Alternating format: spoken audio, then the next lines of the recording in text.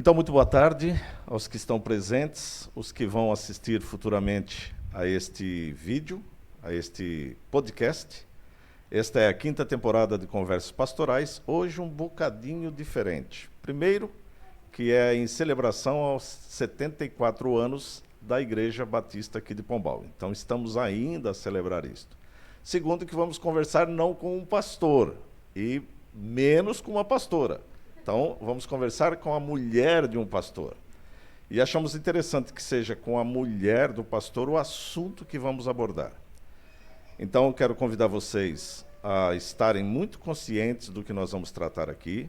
Quero também pedir àqueles que vão assistir e que depois vão deixar os seus comentários, que levem em consideração que este vídeo é um vídeo de uma igreja cristã evangélica, de cunho reformado. Ou seja, nós incentivamos famílias. Então, se você que vai nos ver não tem esse pensamento, não há nenhum mal, tá bem? Então, que você respeite o nosso espaço e que você possa deixar aqui os seus comentários, você que quer aprender um pouco sobre filhos. Também quero dizer que este é o primeiro podcast, a primeira conversa pastoral que eu faço ao vivo, não estando transmitindo, mas com pessoas assistindo. Nós estamos aqui mesmo na igreja. Geralmente o podcast é feito online e o entrevistado está num outro sítio qualquer, não necessariamente no mesmo local, né? Então, são particularidades, são coisas diferentes que nós estamos a fazer. Também hoje estamos sendo auxiliados, pela primeira vez temos uma pessoa nos auxiliando, o Pedro está aqui nos auxiliando na transmissão, algo que geralmente eu faço só. Então as coisas vão melhorando, né? Vamos ver se o Pedro pega ânimo para depois fazer os outros. Muito bem, então estou aqui com o casal, tanto a Felipa Azevedo, quanto o pastor que já esteve pela manhã conosco, vai estar nos falando um pouco, o Hugo e a Felipa, vai estar falando um pouco sobre criação de filhos. Primeira pergunta que eu vou deixar para a Felipa, a maioria das perguntas vai ser endereçada a Felipa, é como começa a sua história. Primeiro, sua história cristã e depois sua história como mãe. Não como esposa, como mãe. Então, boa tarde. Eu não nasci numa família cristã, crente, com qualquer tipo de fé. Não fui educada com nenhum destes princípios que eu hoje advogo e que defendo. Sou filha única, o meu pai é filho único e assim. A minha história como mãe começa exatamente como uma jovem que cresceu no mundo lá fora. Casei, na altura converti-me, já estava com o meu marido, convertemos-nos, casámos-nos e as pessoas, os nossos irmãos na fé, perguntavam-nos: então e agora vêm os filhos? Mas eu, como uma jovem que tinha crescido no mundo com o pensamento secular, não, filhos não, lá após 30, penso nisso. A verdade é que o Senhor, na sua soberania, Ele, um mês depois de eu ter casado, enviou-me o meu filho Miguel. E a partir daí foi um amor que eu desconhecia pela maternidade e fiquei automaticamente apaixonada, ou seja, uma coisa que eu não queria e que tinha medo e que achava que era cedo e que ainda tínhamos que estabilizar a nossa vida primeiro e todo aquele pensamento, pronto, muito secular, não é? Pôr as coisas à frente dos valores, digamos assim, foi ficando para trás e a partir do momento em que tive o primeiro filho, quis logo ter muitos. Muito bem, então quem não sabe, o casal tem, por enquanto, segundo a voz do Hugo, né, tem 6 filhos, uma raridade no nosso tempo. É interessante esse fato de ser abordado, porque algumas vezes nós ouvimos hoje as pessoas a dizer: tem que se ver, porque hoje é caro sustentar uma família. Bom, meu pai teve 4 filhos, nós crescemos num lar bem humilde.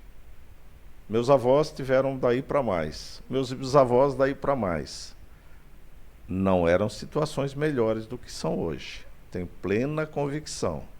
Uma coisa que se ouve muito aqui em Portugal era: dividia-se uma sardinha por 3. Então, assim, essa conversa realmente é uma conversa que foi impetrada no meio da sociedade, né, que não é verdadeira, né? Os filhos realmente, segundo a visão cristã, é bênção do Senhor.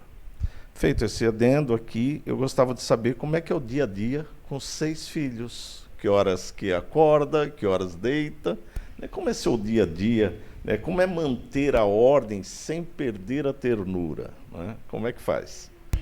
Então, o dia a dia de uma casa com 6 filhos, e que no meu caso estão todos em casa, porque nós fazemos ensino doméstico também, é caótico. Tem ordem, não é? Tem a sua ordem, mas vai sendo caótica. É caótica dentro da ordem, ou tem ordem dentro do caos, não sei como dizer. Se calhar para os que estão de fora é caótico, mas se calhar noutros contextos tem... Como é que eu hei de dizer?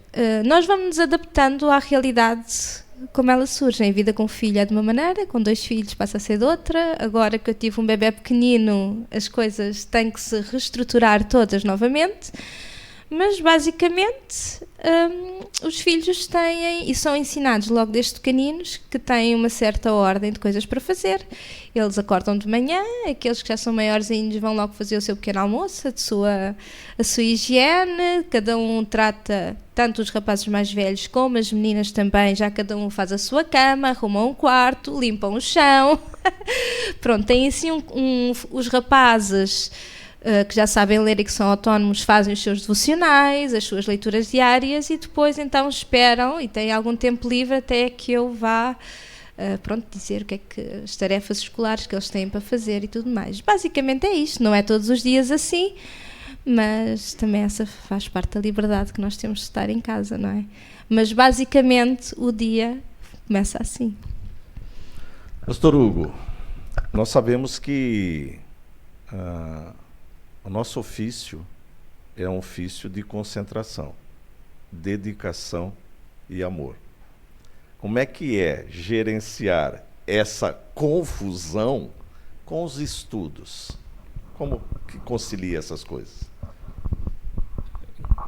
Bem, no meu caso, eu digo sempre isto várias vezes porque é uma realidade. A heroína é ela, não sou eu. Por isso que nós chamamos ela. É.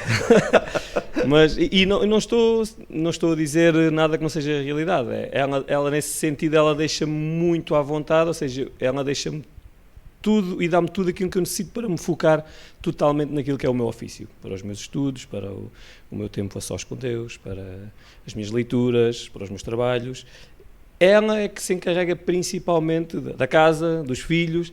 Então, se há alguém que se tem de perguntar como é que ela consegue, é ela, não a mim, não é? Porque ela, nesse sentido, ela deixa-me bastante livre para fazer o que quer que seja.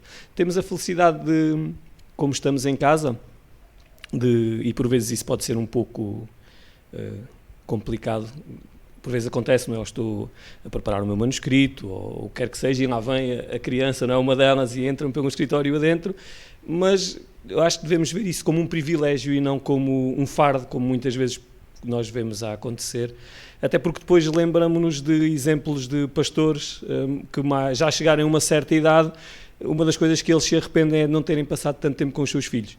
Então, aqueles que têm esse privilégio de poder estar em casa, trabalhar em casa, passem tempo com os vossos filhos. Sim, ok, eu perdi a minha concentração, eu perdi o meu argumento, o meu raciocínio, o que quer que seja, mas é infinitamente maior aquilo que nós ganhamos nesse sentido, não é? Então, eles são a minha primeira igreja, eles são a minha verdadeira congregação nesse sentido. A minha primeira responsabilidade é para com os meus filhos, não para com a minha igreja.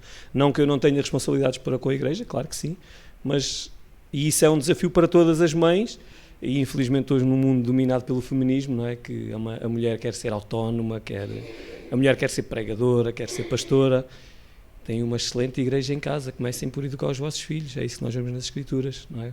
Paulo devia a sua fé à sua avó e à sua mãe, que lhe ensinaram desde cedo as Sagradas Letras. Então, isso é. E é aquilo que a minha esposa disse. Eu acredito que quando a mulher se dedica verdadeiramente àquela que é a missão que o Senhor lhe confiou, aí ela encontra verdadeiramente a felicidade. Agora, não estou a dizer com isso, nem a advogar que... Então, mas o casal que não consegue ter a esposa em casa e ter de trabalhar? Bem, as contingências da vida assim o exigem, não é? Mas... fiz este parênteses todo para chegar a este ponto.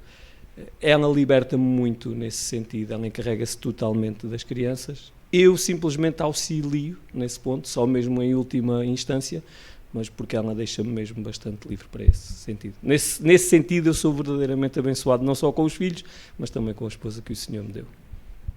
A prioridade é abrir mão do nosso luxo, do nosso conforto. Vou ser exagerado no que vou falar, mas até mesmo um pouco da nossa própria felicidade, para a felicidade familiar, né?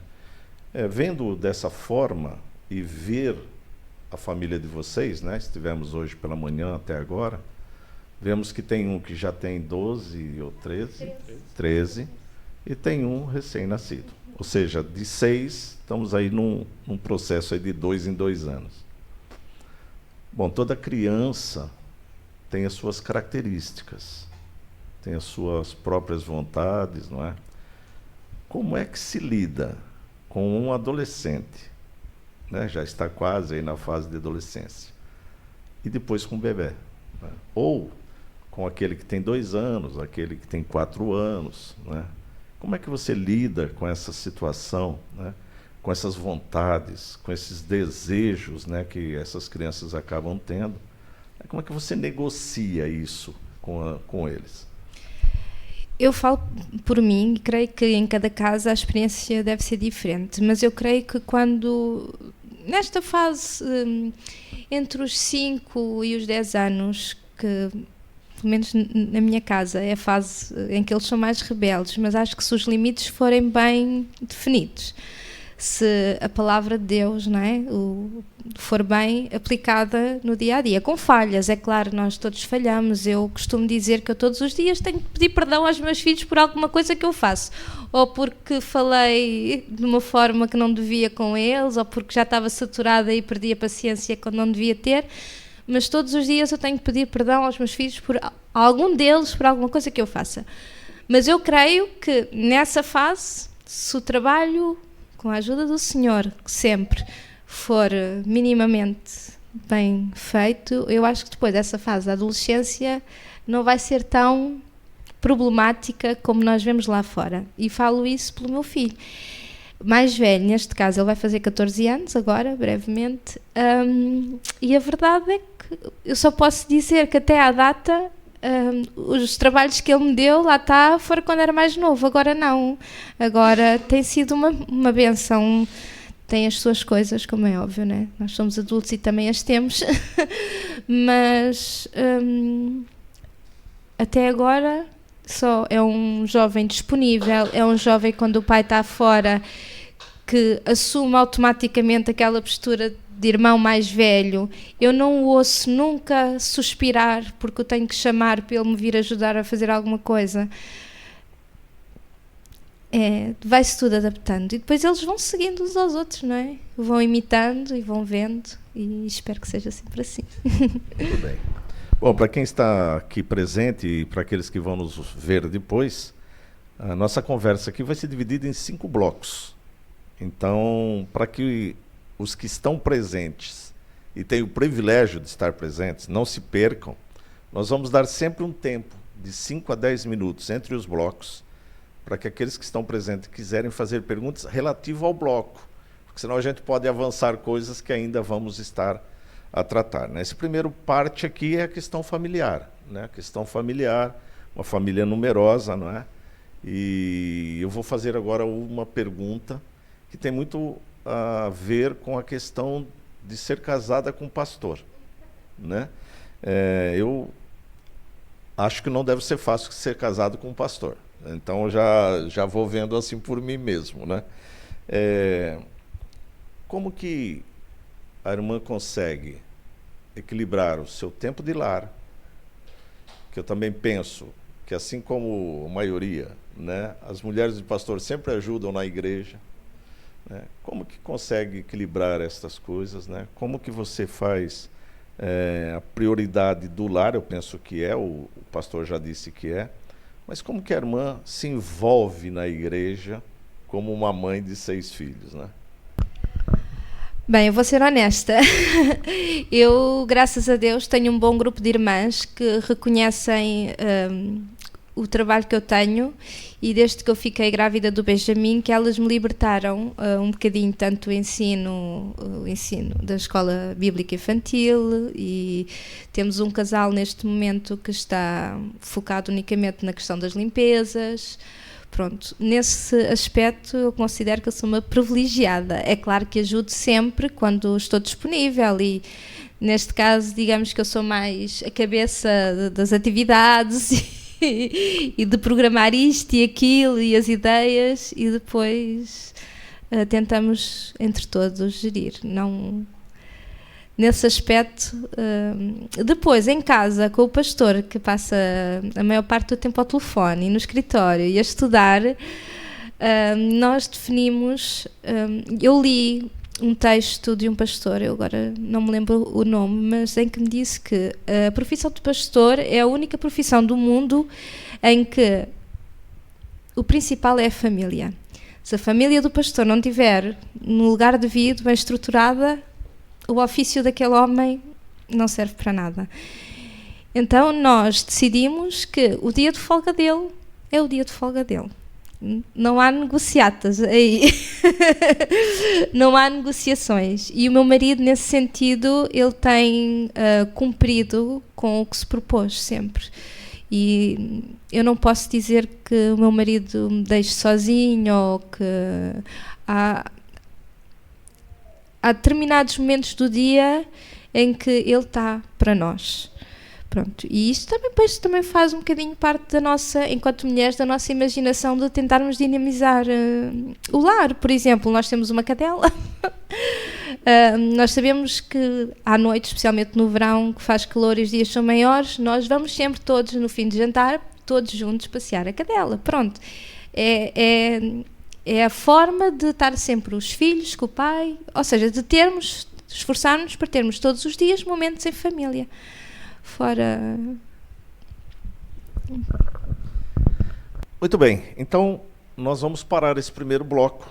Se algum irmão tiver alguma pergunta a fazer a respeito da questão de família, de gerir família, como se envolver em família, você vai fazer assim, você vai levantar sua mão, porque está a ser a gravar, então tem que ser feito a pergunta no microfone, tá bem? Alguém tem alguma posição, alguma dúvida sobre o que foi lido aqui na primeira parte, o que foi falado?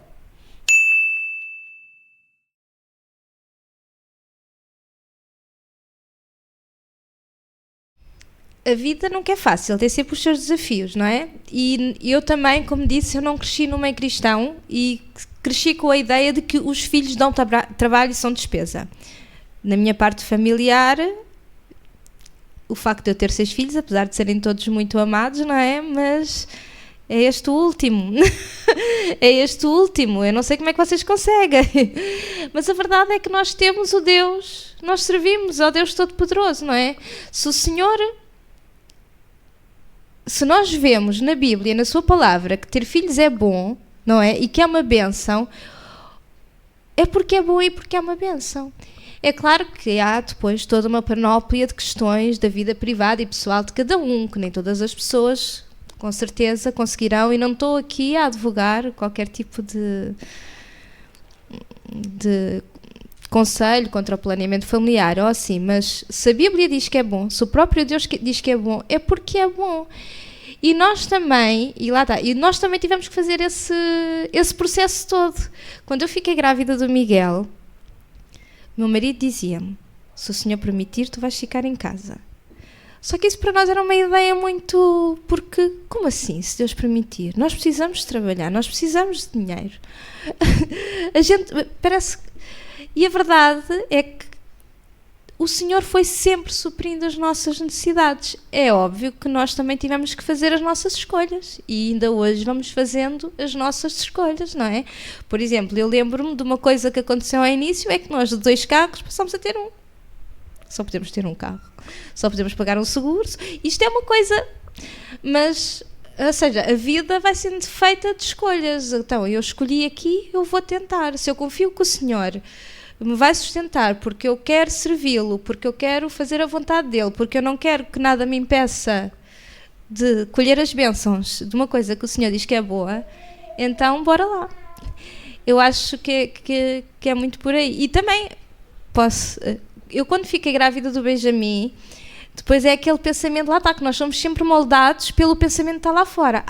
5 filhos ainda é aceitável. Mas depois de ter o 5º, marido, eu agora estou com medo. 6 filhos. Eu não estou confortável. Eu não estou confortável com essa ideia. E mesmo, lá está, essa ideia, para vocês verem como é que o nosso pensamento, até de uma pessoa como eu, que sou completamente aberta à vida, começamos a ter receios da vida. 6 filhos. E isso estava-me a incomodar.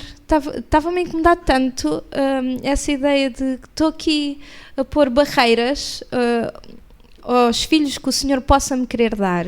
E quando me libertei dessas barreiras, o Senhor presenteou-me com o Benjamin.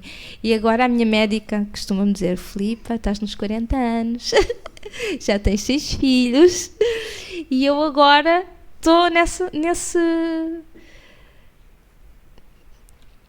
posição, mas ao contrário, eu já não consigo dizer que não quero ter mais filhos. Não consigo. Porque eu posso ter medo, mas o Senhor é que sabe.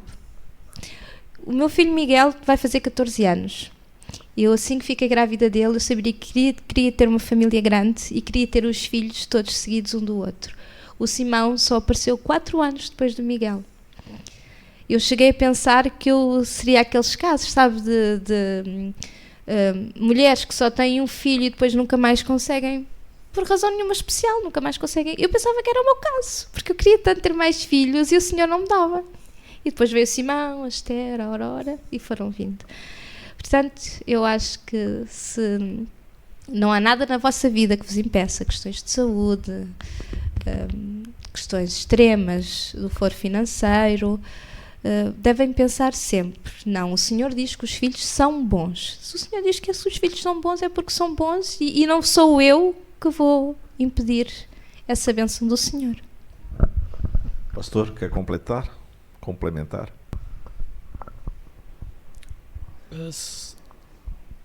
Pegando no gancho de há bocado que o pastor falou de hoje os tempos são difíceis, ou até por vezes, e aqui já vai entrar mais na parte da escatologia, o mundo vai piorar, tu estás a trazer filhos para um mundo que... Essa é a realidade do mundo. A realidade do mundo sempre foi essa. Se nós formos olhar, quando Cristo vem, quando deixa aqueles 12 discípulos incumbidos da missão de pregar a palavra, fazer discípulos, batizar em nome do Pai, do Filho e do Espírito Santo, discipular as nações, o aborto era uma coisa em todo o lado. Saúde, não havia saúde. O pai tinha o direito, se ele quisesse ao filho, creio que era até aos 5 ou 6 anos, de acordo com a lei romana, ele poderia dizer: eu não quero este filho, e matava o filho. Então, será que está assim tão mal como nós dizemos? Ou será que fomos nós que fomos como o sapo na panela? Estão a ver devagarinho, o sapo, a água vai esquentando. O sapo não nota e aos poucos ele está a ser cozido, enlumbrando. E eu creio que assim também fomos nós, doutrinados devagarinho, pouco a pouco, gota a gota. O inimigo foi conseguindo infiltrar-se dentro da igreja, e uma coisa que a igreja deveria aceitar com normalidade, que é: os filhos são a herança do Senhor e os filhos são uma bênção do Senhor. Ora, eu não conheço nenhum cristão que não queira receber uma bênção do Senhor, exceto quando se trata dos filhos. Aí já não quer a bênção. Isso é estranho, isso é um pensamento mundano, é um pensamento secularizado. E atenção, como a minha esposa estava a dizer, eu não digo que nós não temos de ser responsáveis e que não temos de ter cabeça. Deus deu-nos um cérebro, façamos uso dele, não é? Mas não ponhamos entraves onde eles não devem existir. Eu lembro-me quando eu tinha um trabalho secular, já na altura nós creio que tínhamos 4 filhos nessa altura, e um dos meus colegas dizia: eu tenho um filho, não sei como é que vocês com 4. E eu dizia-lhe: é muito fácil, eu não vou para o México, tu vais para o México. Nas férias eu fico em Portugal. Eu vou procurar um parque de campismo e eu com 100, 150 euros passo as minhas férias. Tu se calhar precisas de 2.000 ou 3.000 euros. Então, são tudo questões que passam pelas escolhas que nós fazemos da nossa vida. Qual é o legado que nós queremos deixar? Qual é a marca que nós queremos deixar aqui nesta terra? Queremos viver para nós mesmos ou queremos crescer, frutificar e multiplicar-nos? Então, essa é Essa é a questão que eu coloco a todos nós. Só queria acrescentar mais uma coisa. Quando a Bíblia diz que os filhos são bênção, eles são efetivamente bênção e serão bênção, creio eu, de várias formas. Quando chegarmos quando formos velhotes, não é? São bênção porque, queira Deus, os bancos das nossas igrejas serão eles que estarão sentados nas nossas igrejas, não é? Mas também são bênção numa coisa. Não há forma que um casal, um homem e uma mulher, terem de se negar mais a eles mesmos do que com os filhos. E quantos mais filhos nós temos, mais temos que nos negar. Seja pelo barulho que eles fazem e eu não tenho paciência nenhuma neste momento para estar a ouvi-los, seja porque estava a dormir tão bem e que me acordaram 2, 3, 4 vezes durante a noite, seja porque estou a precisar de roupa nova, mas os meus filhos também, eu tenho que abdicar, e eu que até sou um bocadinho vaidosa, isto é uma à parte, eu não sou vaidosa, mas pronto, seja porque eu gostava de ir comer fora e agora já não tenho possibilidades de ir ao restaurante porque, pronto, tenho que fazer contas de outra maneira. Ou seja, não há forma melhor de a nossa paciência. Há tantas áreas da nossa vida que são trabalhadas através dos filhos. E lá está. E quantos mais filhos nós temos, mais esse trabalho é feito em nós. As pessoas que nós éramos, a pessoa que eu era quando era mãe do Miguel, é o que eu costumo dizer, não há filho com quem eu mais erro que o meu filho mais velho. Mas a mãe que eu fui do Miguel não é a mãe que eu sou da Aurora, não é a mãe que eu sou da Esther, não é a mãe... Porque eu vou sempre crescendo e também eu me vou santificando e o Senhor vai trabalhando em nós através deles. Muito bem. Mais uma pergunta?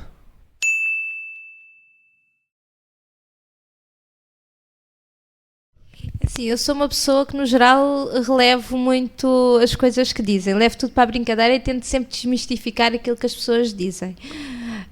Mas em relação aos filhos eu já ouvi tanta coisa e há uma particularmente que me chateia e eu fico ofendida, que é: são todos filhos do mesmo pai? Ai, incomoda. Eu consigo compreender o porquê de fazer essa pergunta, mas incomoda-me profundamente. Basicamente, há pessoas que acham muita graça, há pessoas que levam as mãos à cabeça, já apanhei tudo. Há pessoas que dizem: pois os abonos são bons, não é? Bem, as pessoas fazem... Às vezes não sei se é curiosidade, se também é um bocadinho maldade ali, mas é o que é, não vale a pena dar muita importância. Muito bem, eu vou aproveitar a pergunta então do Ricardo para entrarmos no segundo bloco, que vai falar exatamente sobre espiritualidade, né? Então vou aproveitar a pergunta do Ricardo e acrescentar, né? Como que é o discipulado no lar, que é exatamente o que ele acabou de perguntar. Como transmitir a fé de forma natural, sem ser algo impositivo, porque nós estamos falando de crianças, né? Como levá-las a ter esse desejo. Hoje pela manhã estava o próprio Ricardo ali na hora do almoço, né, tomando o catecismo, né, da menina que tem quantos anos? Fazer 2 anos, né? Mas nós percebemos uma alegria dela de responder. Então, como é que é isto? Bem, pastor, eu acho que a fé deve de ser de alguma forma imposta, não é? Nós, quando obrigamos os nossos filhos a virem todos os dias ou todos os domingos ao culto, a participar das atividades da igreja, seja das reuniões de oração, nós estamos a impor a fé, pronto, de certa forma, a nossa religião a eles. E nesse ponto não há... Aí... Não há nada, nem o primo que chamou para ir dormir lá à casa, nem a atividade da canoagem que tem... Não há... Não negociamos. Isso é inegociável. Depois, eu creio que num lar cristão, todo dia acaba por ser em torno da palavra, não é? Quando nós vamos almoçar e vamos jantar e agradecemos, quando cantamos, quando acordamos de manhã e cantamos para agradecer ao Senhor por mais um dia, quando os meus filhos lá está, que já são mais velhos, eles sabem que uma tarefa que eles têm de manhã é de fazerem o seu devocional, quando são disciplinados, e a disciplina anda sempre de mãos dadas com a Bíblia, não é? Com os valores. Quando à noite fazemos o nosso culto doméstico também, neste momento também estamos a fazer um catecismo com elas. Ou seja, acho que a palavra deve ser assim em todos os lares, não é? Em todos os lares cristãos, a palavra acompanha o dia-a-dia das famílias, pronto. Eu costumo, por exemplo, se há um filho meu que, por exemplo, anda mais preguiçoso, eu tenho assim um quadro lá na sala de jantar e coloco lá um versículo e ele já sabe quando está Simão. Estou a dar o exemplo do Simão porque pronto, neste momento é o que está a trabalhar, a lutar mais com o que é que diz ali, tal. Pronto. Ou quem não trabalha, que não coma. Ou, pronto, e nós aplicamos esses versículos todos. Pronto, ou seja, no dia-a-dia, a palavra acaba sempre por ser de forma natural, não é? No nosso cotidiano. Muito bem. É exatamente essa questão que foi instigada, né? Nós temos que ver isso de forma natural, né? Mesmo que seja imposta. Né? Mas é algo natural a partir do momento da fé que nós temos. Então vou esticar mais um pouco essa pastilha aí, vou usar o pastor Hugo um pouco para dar mais uma estendida na questão que foi colocada pelo Ricardo. Nós sabemos que nos séculos passados o culto cristão era algo rotineiro, né? Nós vamos ver, eu não gosto muito de nomear os puritanos ou outra comunidade cristã, mas era algo rotineiro. Com a ascensão de algumas determinadas formas de culto cristão, vamos chamar assim para não... foi se tirando isso do lar, como se a igreja tivesse esse papel. Então eu vou fazer aqui a pergunta para o pastor Hugo, a extensão da igreja no culto do lar. Como é que o pastor vê isso, então? Nós vivemos numa altura onde tudo é terceirizado. Tudo. A esposa tem de trabalhar, o marido tem de trabalhar, as crianças têm de estar o dia todo na escola, têm de estar com tarefas, com atividades, acaba a escola, têm de ir para o futebol, têm de ir para a canoagem, têm de ir para o basquete, têm de ir para a música, para a dança. Tudo tem de estar ocupado. Só não há tempo para a família. Então, eu acredito, de acordo com as Escrituras, e sou um fã incondicional dos puritanos nesse sentido, tirando os seus excessos, mas eu acredito que eles estavam totalmente corretos quando entenderam que a responsabilidade da catequização dos filhos pertence aos pais, não à igreja. E ainda há pouco eu estava a partilhar, creio que foi com o Ricardo, uma frase do Vodibocam, em que ele dizia que os cristãos hoje enviam os seus filhos para Roma toda a semana. Roma, falando do sistema secular, lá fora, para a escola, ou quer que seja, os seus amigos, o futebol. Depois eles têm 1 hora de escola bíblica dominical e ficam admirados deles se tornarem cidadãos de Roma. Ora, aquilo que nós vamos dar de alimentar de mais às nossas crianças é aquilo que eles vão mais consumir e mais se vão assemelhar com. Então eu tenho a certeza absoluta que a responsabilidade de ensinar as Escrituras às crianças é dos pais. A igreja é o complemento. A igreja é o sítio onde nós vamos ter uma instrução mais sólida, mais robusta, mais sistematizada, mas nós vemos isso, isto acompanha desde o Antigo Testamento até o Novo Testamento, não é? Nós vemos que os israelitas tinham de manhã, à tarde, à noite, no caminhar, no deitar, no levantar, instrui a criança com a palavra do Senhor. Então isso é a responsabilidade dos pais. E como vivemos num Estado e numa sociedade secularizada, que faz de tudo para retirar Deus do seu papel, ora, se Deus sai, alguém tem de ocupar essa vaga. Porque é impossível. O homem foi criado para ser guiado. O homem não foi criado para ser o seu próprio Deus. Ele quer ser, mas é uma impossibilidade natural. O homem segue sempre ídolos. Ele vai se inclinar às coisas que o seu coração mais deseja. E ele vai necessitar que alguém o guie. E se não é Deus a guiar, o Estado, com toda a certeza, vai querer usurpar esse lugar. Então é por isso que eles fazem tudo o que fazem em relação à escola e enchem atividades, e enchem de ATEs e tudo mais. E tudo tem de estar ocupado, exceto com aquilo que é verdadeiramente importante. É um erro quando as pessoas acham depois, então, que essa responsabilidade é da Igreja. Sim, a Igreja tem também a sua função. Eu por exemplo, não sou fã de culto infantil. Perdoem-me aqui se alguém acredita nisso, eu abomino essa ideia. Porque eu não encontro nas Escrituras Jesus a pregar para homens e mulheres e dizer: meus amigos, agora aquilo que eu vos vou dizer é extremamente complicado, as crianças, se faz favor, vão ali ter com os discípulos A, B e C, eles vão contar umas historinhas e eu vou agora ensinar. Não. Jesus pregava para multidões e estava lá homens, mulheres e crianças. Aliás, é uma das crianças que leva o dos cestos para ele se alimentar e para multiplicar os pães e os peixinhos. E acho também que é um erro nós quando separamos as crianças na hora do culto. Porquê? Porque eu acho que esse é o momento em que a família deve estar reunida a cultuar o Senhor. Uma das frases que utilizam para objetivar esse meu pensamento é: mas a criança vai aprender mais numa escola bíblica dominical direcionada para a sua idade e não tanto no culto. E eu compreendo. E ela, se for preciso, ela nem sequer vai estar a adorar no culto. Ok, isso é verdade.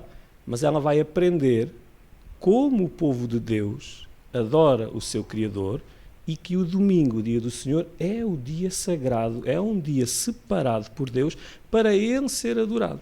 Então nós estamos a isolar as crianças, estamos a fazer exatamente aquilo que fazemos durante toda a semana. E estamos a dizer a elas: olha, este momento não é assim tão importante para nós estarmos juntos. Então eu acho que isto também acaba por, de certa forma, ensinar as nossas crianças nesse sentido. E para terminar, porque já me estou a alongar demasiado, as nossas crianças, elas são capazes e têm capacidades cognitivas para aprender física, química, matemática, português, biologia, línguas estrangeiras, mas não têm capacidade para aprender o básico do cristianismo. É estranho, não é? Então nós estupidificamos as nossas crianças quando nos dá jeito e nós hipervalorizamos também quando nos dá jeito. E isto demonstra um foco errado nas coisas erradas, mas, graças a Deus, eu tenho observado isso ultimamente, é notório, principalmente nas gerações mais novas, eu vejo nas gerações mais novas uma fome e uma sede de resgatar estes princípios que nós encontramos nas Escrituras. Nós na nossa igreja temos 4 ou 5 casais assim, bem novinhos, em que vemos esse desejo de, desde cedo, como o irmão Ricardo, não é? Ensinar ali a criança no catecismo, incutir essas verdades desde cedo, não é? No coração da criança. Nós sabemos que nós não temos a capacidade de converter as nossas crianças, mas eu neste caso concordo com os presbiterianos. Eles, para terminar, eles utilizam uma frase que é: nós sabemos que não conseguimos converter as crianças, mas vamos educá-las como se dependesse de nós. Então eu creio que esse é um bom modo de vida que nós temos. Fazer tudo o que tiver ao nosso alcance para. Sobre o culto doméstico? Sobre o culto doméstico. Perdoem-me, irmãos. Eu ia falar assim, então, mas... Sobre o culto doméstico. Eu tenho um problema, como vocês viram, eu perco-me nos meus pensamentos.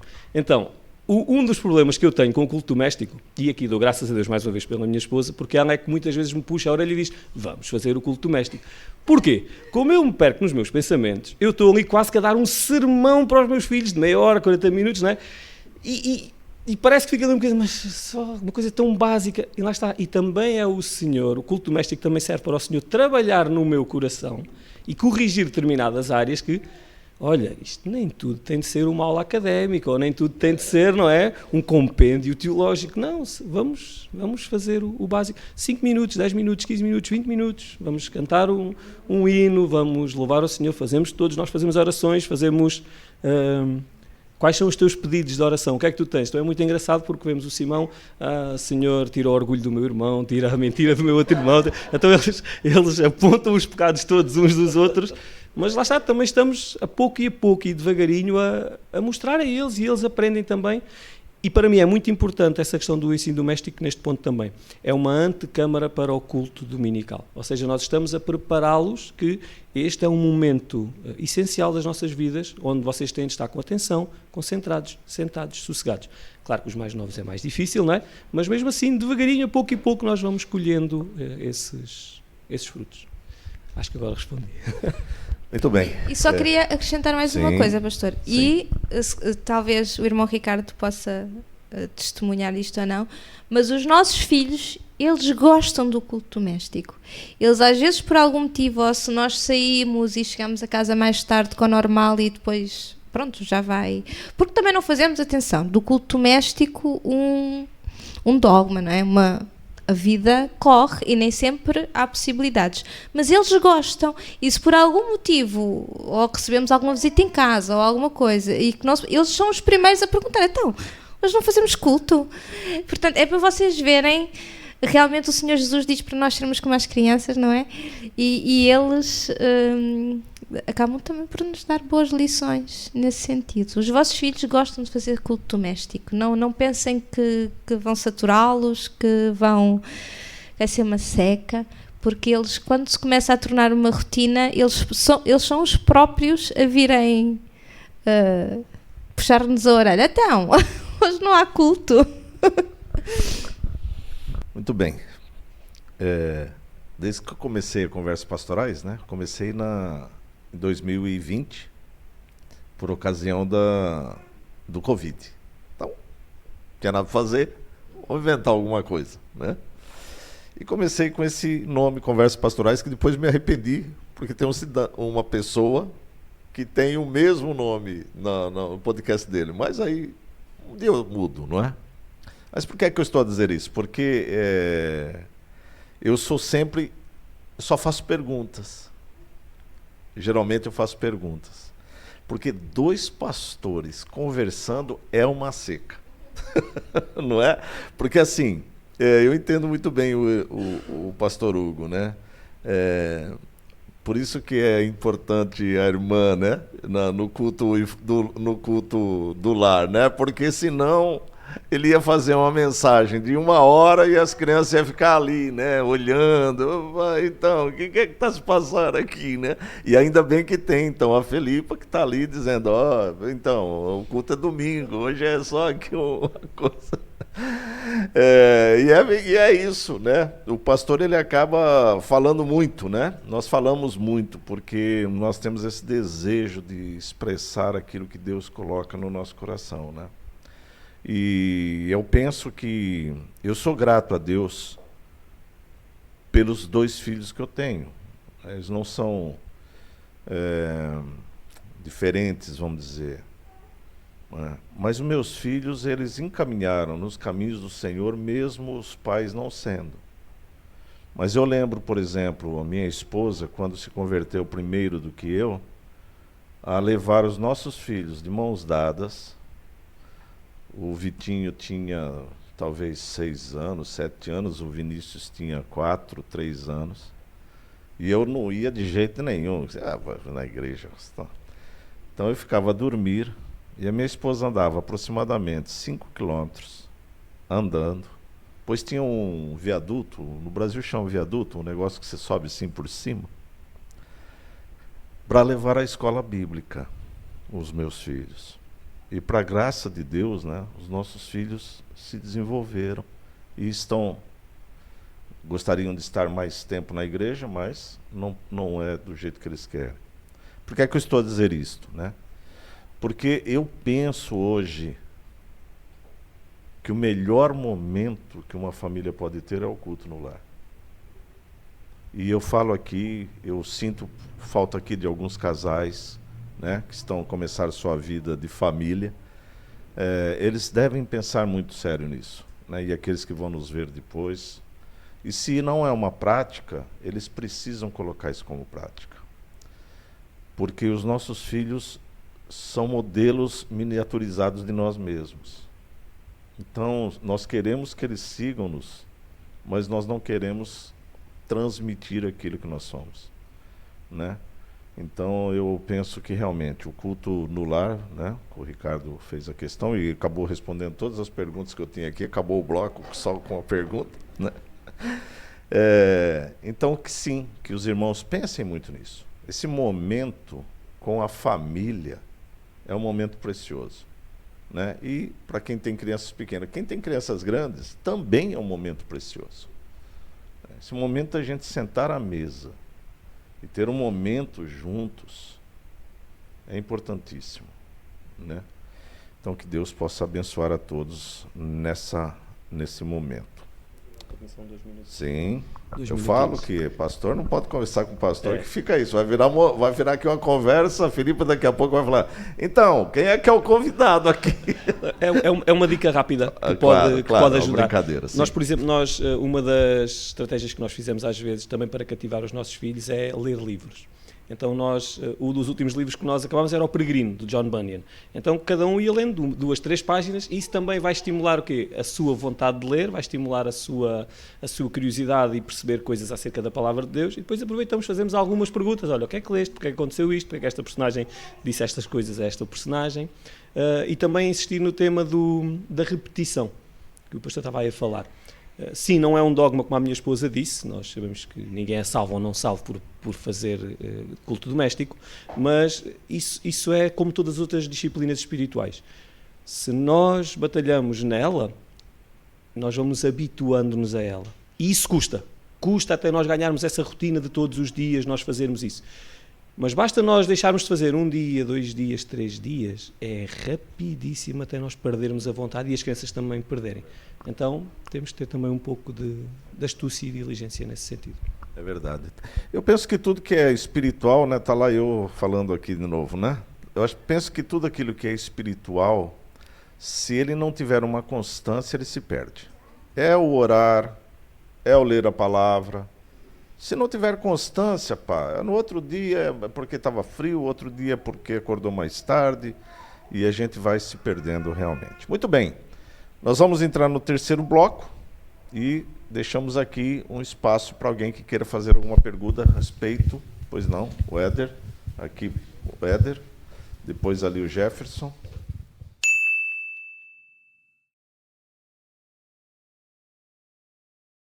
Totalmente, creio que não conseguimos.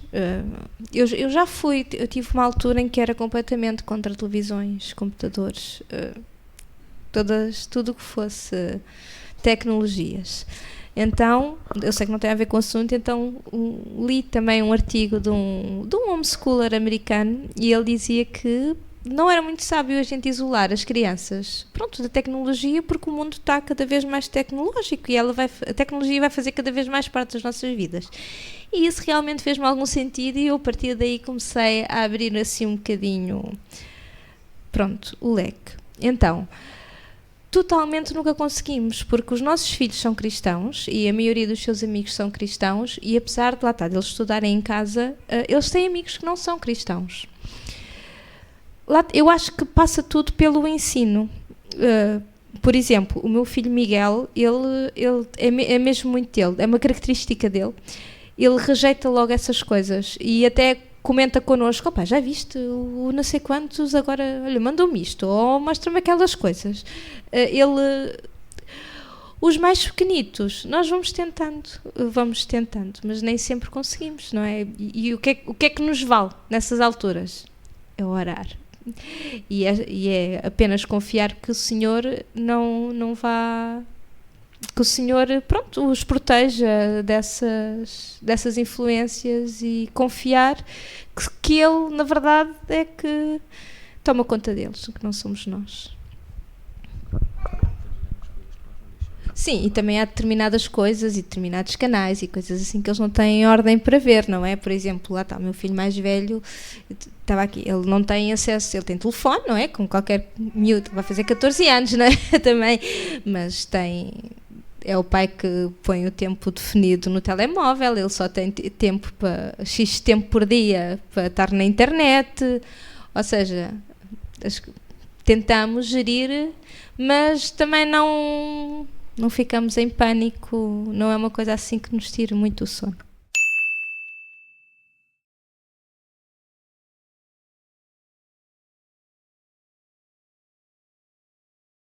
Acho que nesse sentido o mais importante é tentar que as crianças fiquem o menos tempo possível na escola. Eu acho que é o mais importante, ou seja, as crianças precisam da escola, elas têm que ir à escola, não é? Elas devem ser alfabetizadas e tudo mais, mas tentar que elas fiquem o menos tempo possível na escola. Eu acho que, nesse caso, se eu hoje tivesse que ir trabalhar, eu acho que eu ia gerir a minha vida em torno de fazer ou arranjar um trabalho ou tentar me orientar de forma a que os meus filhos tivessem o menos tempo possível na escola. Acho que é... se for possível. Não sei se respondi, se não... Não sei se esperava alguma coisa mais profunda.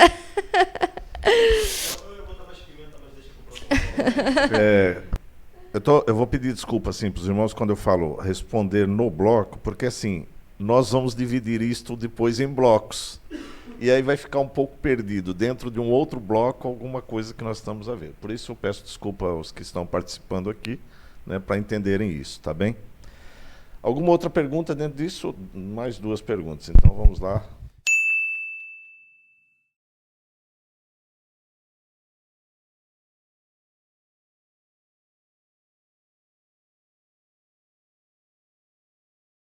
Então, na casa das crianças, isso é verdade, e também acontece com os nossos meninos, e nós não nos preocupamos muito com isso, desde que eles estejam ali. Os mais pequeninos, é óbvio, não é? Porque os mais crescidos já participam e os mais novos, pronto, participam de maneira mais intencional, leem e tudo mais. Mas as mais pequeninas, por exemplo, e até o mais pequenino, é normal estarem também assim no chão. Nós estamos sentados no sofá, não é? Nós fazemos no sofá, não sei, mas estar no chão a desenhar, estão a pintar, desde que não façam barulho e que, pronto, porque eles verdadeiramente, eles muitas vezes, eles estão a ouvir, é só aquela energia de ser criança e de precisar de estar a fazer alguma coisa, e isso é mais fácil quando o cérebro, isto até está estudado, ou seja, como é que é? O cérebro ele está focado naquilo que está a fazer, só precisa de ter, pronto, alguma coisa para exercitar, porque senão ele então aí é que, ou seja, ele quando está a pintar, o cérebro é como se não estivesse a trabalhar. Estão a perceber o que é que eu quero explicar? Isto se calhar depois, porque estou assim muito confusa. Portanto, eu não me importo, pronto, se estiver a brincar, a fazer barulho, a fazer conversa, a imaginar, a correr, a saltar, isso já não. Agora, se estiverem ali ao pé de nós, se mostram evidências que estão a ouvir, às vezes até acabam por interromper para dizer alguma coisa, pronto, ou seja, dão evidências que estão a ouvir, não me importa nada que estejam a pintar ou que estejam... Até é uma ajuda, no caso dos meus, por exemplo, tenho o Simão e o Miguel, que já leem e participam do culto de certa forma. E o facto das minhas 2 filhas estarem no chão a pintar ajudam a que o outro, o Eli, que é o de 3 aninhos, esteja ali também sossegadinho ao pé delas, ao invés de, que esse é mais difícil de controlar, mas ele acaba por ficar ali ao pé delas também, a brincar. O que é que eu diria? É um casal que não faz ou um casal que não quer fazer? São 2 coisas diferentes. Ok. Eu acho que não deveríamos entrar no caminho do antagonismo, ou seja, do ostracizar. Eu faço, tu não fazes. Não, tentar... O tempo é o melhor conselheiro, muitas das vezes. Então, ir mostrando como a própria postura dos vossos filhos, isto será visível e notório. Um casal que faz ensino doméstico não, um casal que faz culto doméstico e um que não faz, se tiverem filhos, vai ser notório que uns vão estar mais bem comportados que os outros. Não é porque são melhores que os outros, é porque eles estão habituados a comportar-se desta forma durante toda a semana ou durante vários dias da semana. Chegam ao dia do culto, já estão habituados, o outro não. Vai ser mais difícil ele conseguir fazer algo que não lhe é natural ou habitual. Então, é tentar ganharmos eles pelo exemplo. Tentar-lhe mostrar, olha, isto é bom, mas também tem benefícios práticos para nós. É bom para a tua espiritualidade, é bom para a tua santidade, e depois podemos também colocar no o que é que há de mais importante para a nossa vida. O próprio Senhor Jesus Cristo disse, quando orava ao Pai em João 17, santifica-os na verdade, a tua palavra é a verdade. Então, se nós devemos buscar a santificação, essa santificação ocorre através da palavra de Deus. Se nós estamos desde cedo a incutir na mente das nossas crianças essa santificação, nós estamos a ajudá-los a eles, estamos a ser bons pais, estamos a ser bons mordomos daquilo que o Senhor nos deu, e estamos também a contribuir para o avanço do reino de Deus. Então eu acho que será mais numa postura positiva e não tanto numa postura negativa, porque por vezes quando nós somos demasiado combativos, ou ainda que estejamos certos, acabamos por afastar a pessoa. Eu acho que nós devemos não querer ganhar o argumento, ou seja, eu estou certo, a minha posição está correta, portanto deves fazer. Não, devemos antes tentar ganhar a pessoa. Olha, já pensaste nisto? Olha, os puritanos faziam isto assim, foi uma altura muito boa na sociedade, a sociedade, apesar de eles serem mal vistos pela sociedade, no entanto, nós vemos os frutos deles perduram até hoje, eles tinham este hábito do culto doméstico. Olha, eu também estou a começar a fazer, eu começo a notar que os meus filhos estão com mais atenção no culto, eles estão com mais perguntas. Então, tentar também despertar a curiosidade e tentar levá-los pelo positivo e não tanto pelo negativo. Pelo menos essa seria a minha abordagem. Porque não é uma coisa obrigatória, não é? Apesar de eu achar que é extremamente importante. Última pergunta aqui com o Rafael, para a gente avançar um pouco.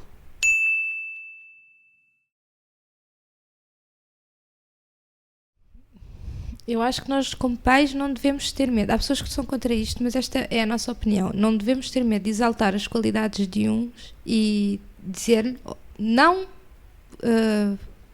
que isso provoque motivo de inveja ou quer que seja, mas olha o exemplo do teu irmão. Tenta ser mais como ele. Ele faz assim, assim, assim. E todos os nossos filhos têm coisas más, não é? Porque são pecadores e nascem com eles, mas também têm a graça de Deus neles, não é? E manifestam coisas boas do Senhor. Portanto, isso é assim que nós fazemos lá em casa. Depois, a gestão dessas coisas varia conforme aquilo que acontecer, mas nem sempre é fácil, depois também depende das idades. Por exemplo, agora sofro mais com o meu adolescente e os outros mais pequenitos estão mais... porque já quer algum silêncio, já quer ter tempo para ele, espaço para ele, e os outros acabam por invadir um bocadinho. Então nós tentamos sempre, lá está, à luz da palavra, que um seja generoso, que o outro seja mais compreensivo. Pronto, temos que sempre que educar as duas partes, mesmo que uma tenha razão, mas ela pode sempre fazer as coisas de maneira diferente, de modo a demonstrar amor para com o outro, e o outro a saber que não pode agir assim com o irmão, não sei se... É sobre a questão dos valores, né? E ela já falou aqui um bocadinho sobre isso. E uma das perguntas, né? Na realidade, esses blocos foram divididos em perguntas que nos chegaram também sobre essas questões.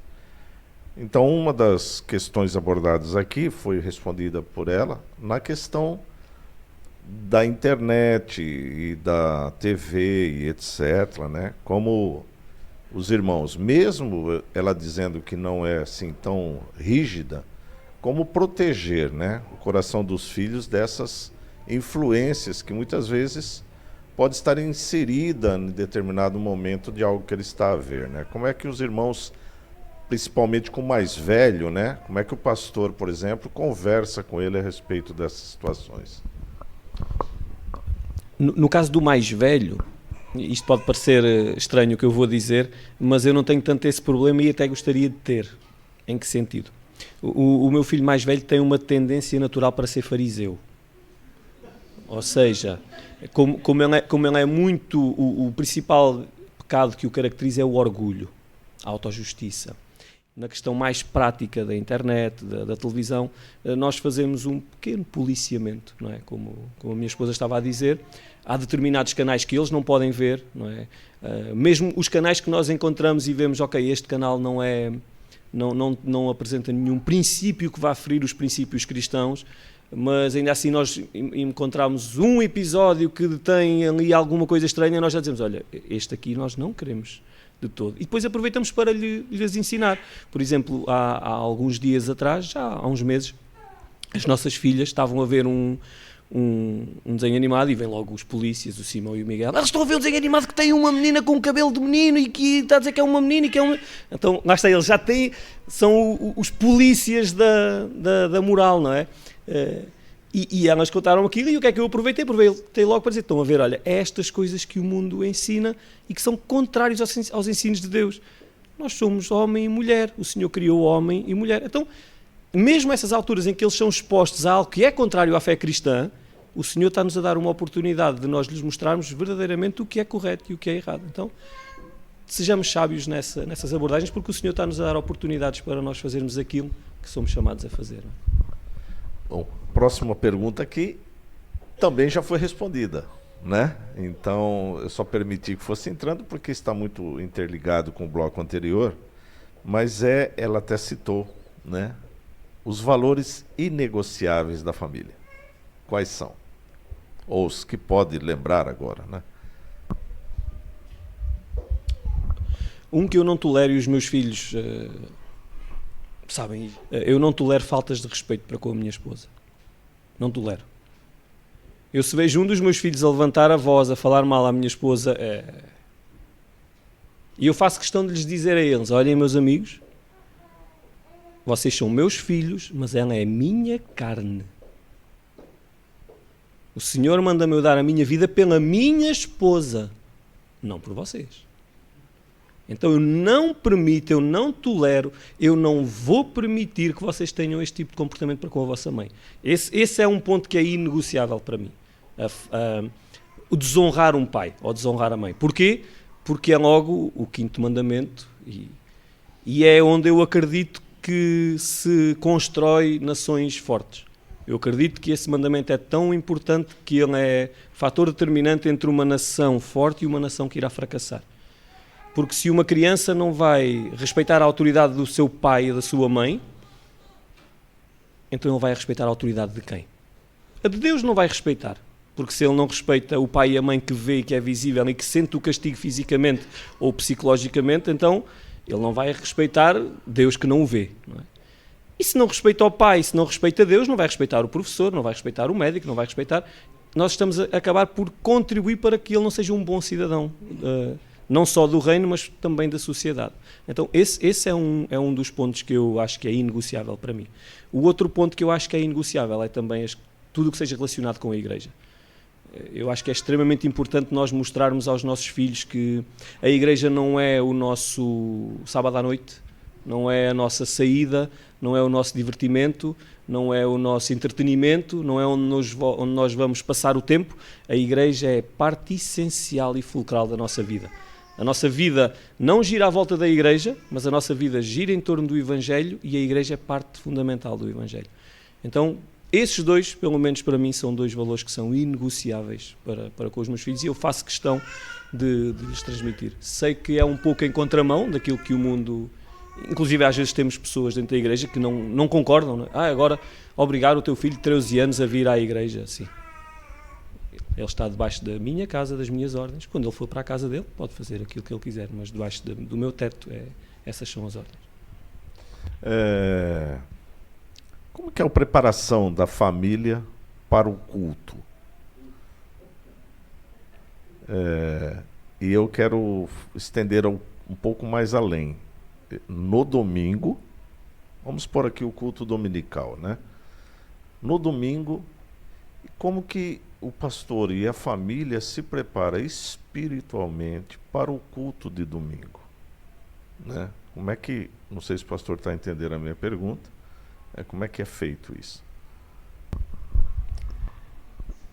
Então, o domingo de manhã e o sábado à noite eu já aprendi que são momentos propícios para eu e a minha esposa não estarmos bem um com o outro. Agora não estou a dizer que nós discutimos ao sábado à noite. Não, o inimigo das nossas almas encontra sempre qualquer coisinha onde vai tentar tocar, principalmente se eu for a pregar, então, isso é certinho. Ele vai tentar estragar a harmonia que existe no lar, não é? Então o que é que nós tentamos fazer ou o que é que nós devemos fazer? Para já ser sábios, não é? Depois estar revestidos na oração e revestidos na palavra do Senhor, para podermos combater esse tipo de ataques, dessas flechas, que eu acredito que são flechas inflamadas do nosso inimigo. E depois, com todo o conjunto de crianças que nós temos, acaba por não ser muito fácil, mas depois também com a rotina acaba por se tornar relativamente fácil, não é? Então, mais uma vez, a esposa acaba por estar mais focada nessa parte das crianças. Eu trato normalmente mais ou do pequeno almoço, preparo o café dela, o comer das meninas. Os meninos já, normalmente, por vezes até se levantam mais cedo do que nós, e quando nós já estamos a preparar-nos, já eles estão ali preparados. Outro ponto inegociável, ao domingo não há televisão, ao domingo não há esse tipo de coisas, então eles já sabem, e por vezes, ainda hoje, o mais velho estava e eu disse: Miguel, hoje é o dia do Senhor, hoje não quer.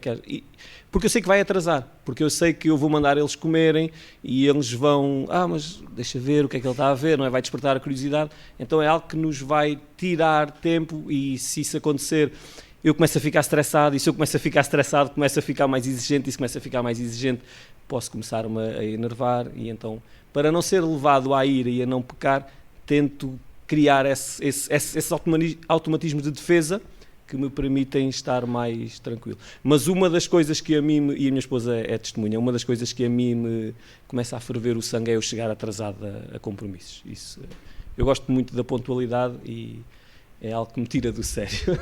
Sempre que eu olho para o relógio e vejo já não vou conseguir chegar a horas, isso o meu coração começa a bater mais rápido. Muito bem. Chegou na hora. A pergunta é mesmo para a mulher agora. Então, já está a chegar. É uma pergunta que vem de uma outra pessoa ligada, pastor. E tem aqui uma pergunta interessante, né?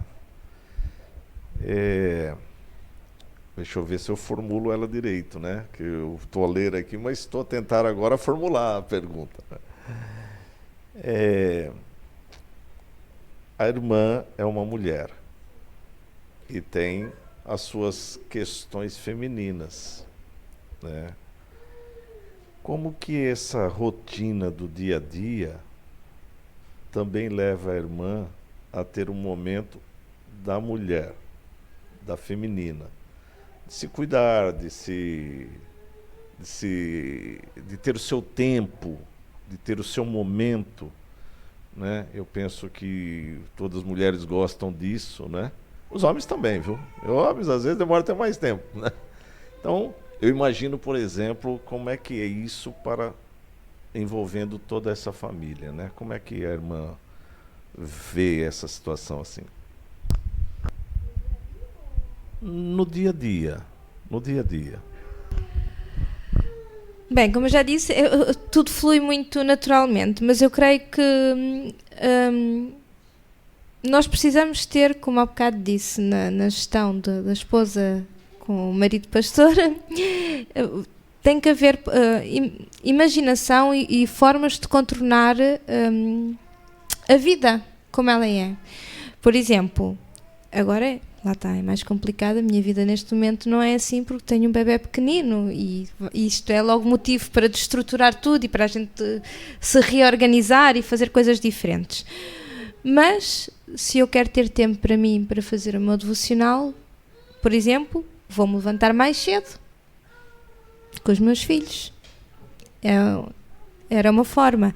Se eu sei que preciso ir ao cabeleireiro, e neste momento agora preciso, eu vou avisar com antecedência o meu marido que vou marcar, que é para ele se reorganizar também e eu poder ter tempo para ir, estar sozinha e ele ficar com as crianças. Então, tudo gira muito à volta de planear com antecedência, conversar e fazer. Pronto. E também às vezes tenho as minhas filhas e os meus filhos e os nossos filhos são boas companhias também. Eu saio muito com as minhas meninas, vamos as duas ao cabeleireiro, quando precisamos às vezes ir ao cabeleireiro ela fazer, ou eu preciso fazer qualquer coisa e aproveito para levar uma para lanchar comigo, ou... Porque é que eu pessoalmente não sinto assim essa necessidade muito. Tenho as minhas amigas com filhos pequenos, também organizo brincadeiras lá em casa e eu assim tenho um tempo para conversar com as minhas amigas à vontade. Depois eu sou assim um bocadinho mais descontraída, não me chateia muito que os miúdos façam grandes espalhafatos lá em casa, então deixo-os brincar à vontade e tenho tempo para estar com as minhas amigas. Não, acho que tendo imaginação e vontade de fazer. Acho que a vontade é mais... Como é que eu ia dizer? Acho que às vezes é mais fácil a gente queixar-se do que arranjar alternativas e tentar estudar alternativas para fazer aquilo que nós precisamos. E passa muito por aí. E às vezes quando penso assim, às vezes, olha, já me aconteceu, olha, gostava de aprender costura. Então andei a tentar ver uns vídeos no YouTube. Fui comprar tecidos, só que depois tive que ir a fazer o almoço ou o jantar e deixei lá os panos em cima, todos marcados e delineados. Quando cheguei lá, os meus filhos já me tinham desarrumado aquilo tudo, estragado aquilo tudo. O que é que eu penso? Eles vão crescer um dia e então eu vou ter tempo de aprender costura. Não faço não faço grandes dramas dessas questões. Só mais uma coisa. Quando realmente estou muito saturada da cabeça, porque isso acontece muito, o que acontece é aí o meu marido leva-me, vai comigo e vão os filhos todos comigo. E vamos ou para uma praia que nós temos, que é aqui um bocadinho perto, que é deserta, e os meus miúdos podem andar a correr e a brincar à vontade, e o meu cérebro, ele desliga completamente. E eles estão, e eu estou, e fico bem. Fico pronta para mais uma semana.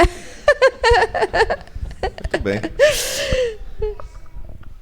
O princípio é sempre o mesmo, né?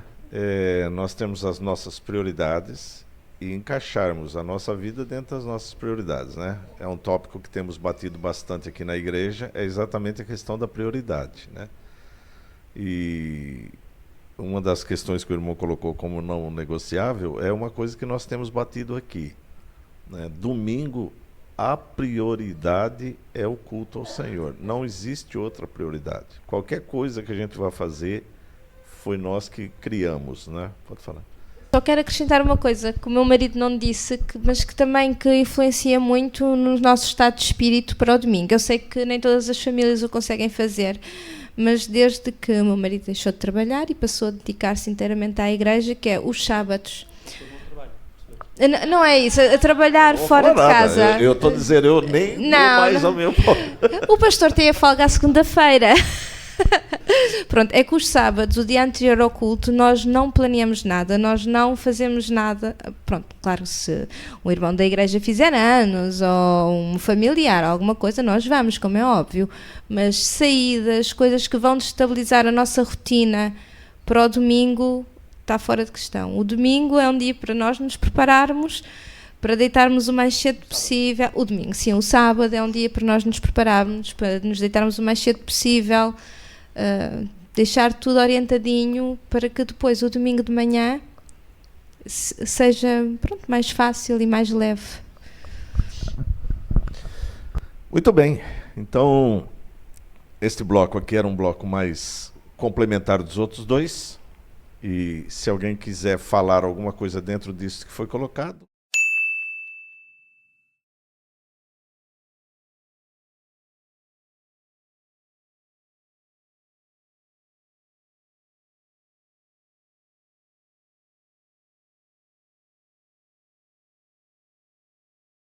Nós vivemos durante muitos anos longe inclusive dos nossos amigos, dos nossos irmãos na fé e da nossa família. Portanto, um casal não ter tempo para estar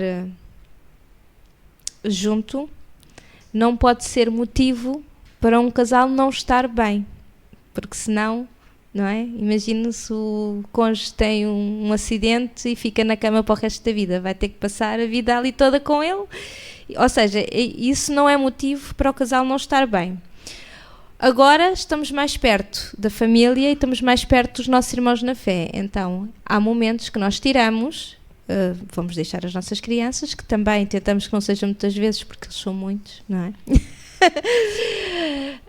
E temos um momento para nós, às vezes vamos jantar, às vezes até ficamos em casa, até vamos comprar alguma coisa que cada um goste de comer e é só almoçar os dois em casa. É importante, também já aconteceu, por exemplo, o meu marido, quando estava no seminário, o que é que acontecia? Ele despachava-se por volta das 9h30 da noite, eu tentava muitas vezes que os miúdos já estivessem na cama a essa hora, para eu e ele podermos jantar os dois juntos, sossegados, e podemos ver um filme ou uma coisa assim. Portanto, era, como eu disse nas questões anteriores, acho que tudo vem daqui, da imaginação e daquilo que nós podemos fazer com aquilo que temos e não nos deixar frustrar quando a vida não corre da forma que nós queríamos ou quando não podemos fazer. Estão a perceber?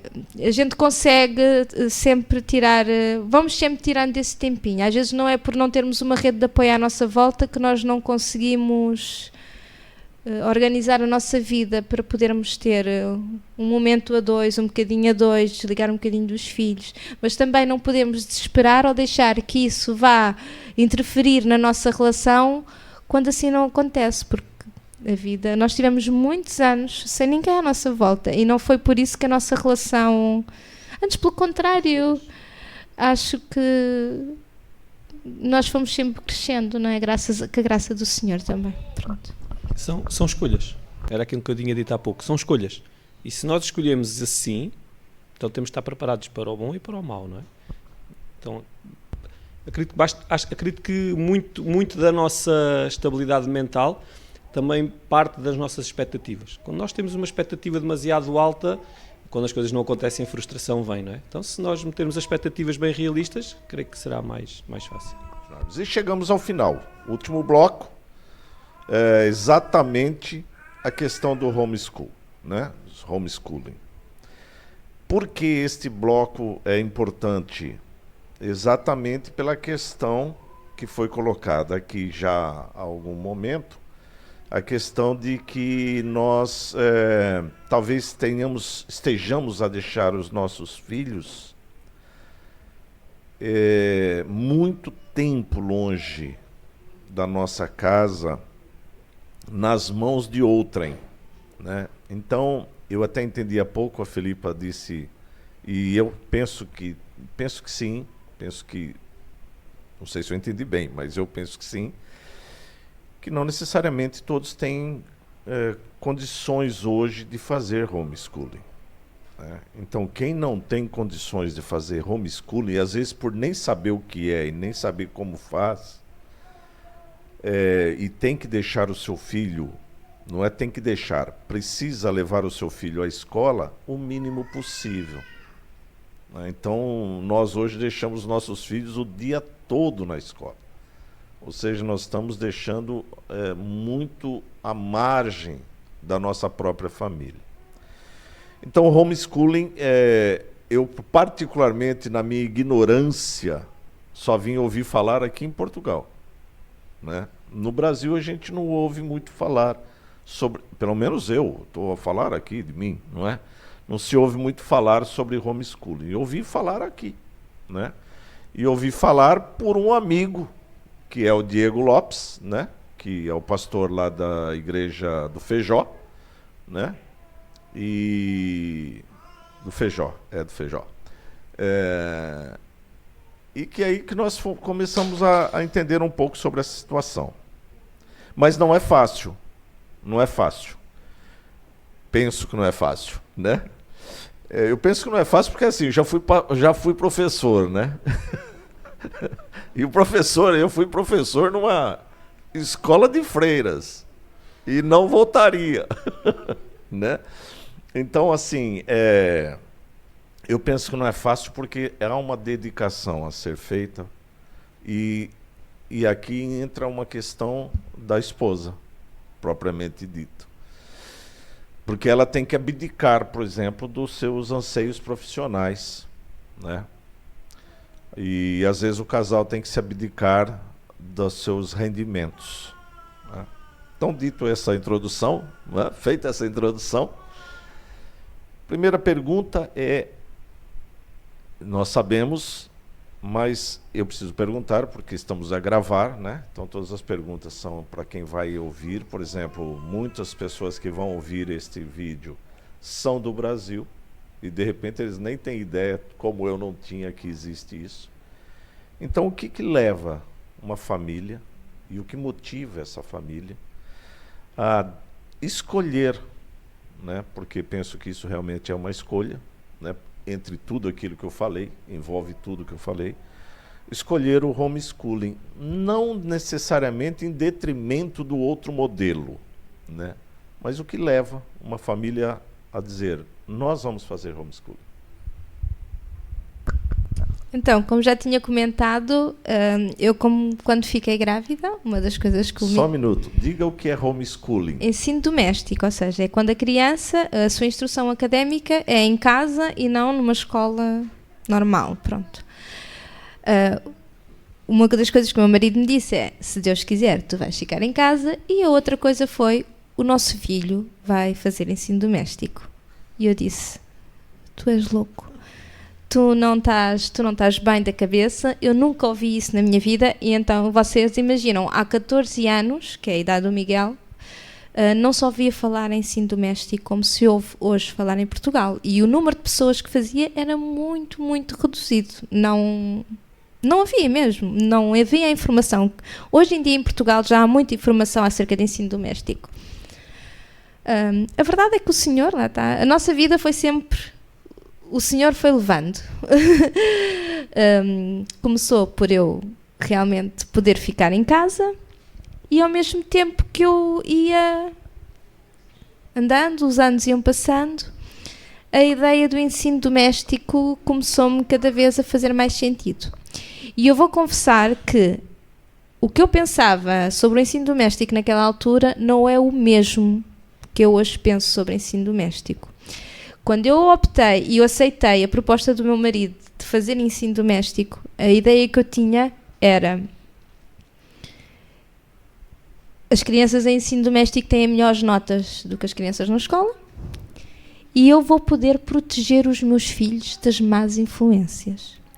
Eu não digo que estas razões são erradas, elas são válidas, como todas elas. Mas hoje, estávamos a ter esta conversa ao almoço, eu faço ensino doméstico principalmente por um motivo, para podermos ser família. Porque eu não aceito que uma escola, que é financiada por todos nós, é um serviço que é pago por todos nós, me diga que eu tenho, ou seja, a minha vida passar a ser feita e regida em torno da escola e não o contrário. Dá a perceber? Se hoje acontecer alguma coisa que eu tenha que ir trabalhar, não é o facto dos meus filhos irem para a escola que me incomoda, porque eu sei que não há nada que eu vá fazer que os vá proteger. A única coisa que os vai proteger é o Senhor. E eu tenho que confiar nisso, senão tinham passado anos e anos e os filhos dos crentes nunca tinham subsistido ao irem para a escola. E essa não é a realidade. Nós sabemos que a escola é um campo minado, não é? Mas os filhos dos crentes sempre lá tiveram e são crentes hoje também. Mas o que me incomoda mais é mesmo este deixar de ser... Eu não quero dizer deixar de ser família porque não é isso que acontece, mas esta vida a correr, lá está, o ter que gerir a minha vida familiar em torno de algo que não me pertence e que não faz parte de nós. Pronto, não sei se estavam à espera de me ouvir dizer que era pela questão da espiritualidade, mas não é isso. Hoje, se os meus filhos tiverem que ir para a escola, o que me incomoda mesmo é o deixar de ter esta vida que nós temos em família como temos. Não é tanto a questão espiritual, digamos assim. Muito bem. A irmã falou que no começo achou que ele tinha algum problema, né? Assim. Os dois têm problemas agora, não? Tem muitos problemas. Então, pelo pouco que eu tenho acompanhado cá, né, essa visão do homeschooling, ele está mais inserido dentro da igreja. Oi? Pronto. Então vai responder isto. É uma pergunta. Está inserido mais dentro da igreja ou isso também é algo que tem incomodado? Porque eu não penso que aqueles que não estão na igreja estejam muito preocupados com a questão da família, como foi colocado, né? Mas talvez por outras razões, né? Então, como é que a irmã vê isso, né? O homeschooling hoje, ele é uma tendência da igreja ou ele é uma tendência da sociedade, né?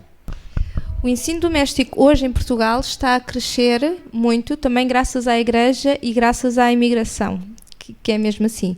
Mas quando eu comecei, era, ao contrário dos Estados Unidos, por exemplo, as pessoas que faziam ensino doméstico em Portugal não eram os crentes. Já havia crentes a fazerem, mas a grande maioria de pessoas era de cidadãos normais. Cidadãos que não eram crentes, sim. Hoje, sim, até com posicionamentos mais à esquerda, que é curioso, que acaba por ser quem quer proibir o ensino doméstico. Sim. Quer complementar? Sim, porque esta parte é curiosa, porque até mesmo aqueles que hoje em dia querem controlar tudo, querem controlar o ensino e na base de tudo está a destruição da família, e isso vem dos livros, não é? Mas eles querem, a premissa deles é: os filhos pertencem ao Estado. Se os filhos pertencem ao Estado, não cabe aos pais educar. Se não cabe aos pais educar, não são os pais que têm de estar a doutrinar. Portanto, as crianças têm de estar o máximo de tempo possível com eles. E agora entrar um pouco no campo político, mas a esquerda, pelo menos a esquerda mais antiga, mais clássica, sempre se pautou muito pelos problemas da liberdade. E curiosamente foram esses, pelo menos aqui em Portugal, que se incomodaram também muito com isso, porque eles queriam ter liberdade de escolha, não queriam, o que os preocupava não era as questões da espiritualidade, LGBT, ou o que quer que seja, não era nada disso que os preocupava, mas era sim uma questão de liberdade de movimentos, liberdade de poder ir para onde quiserem, liberdade de poder tirar férias na altura em que queriam, e eles viram que isso estavam a ser cortados na sua liberdade. Então, curiosamente, no início, mais pessoas com um pensamento completamente oposto ao cristianismo também optaram pelo homeschooling. Então, há um pouco aqui este misto e esta corrente, mas hoje, sim, pelo menos em Portugal, eu creio que hoje muito do movimento e do aumento que se dá prende-se com os cristãos. Eu creio que sim.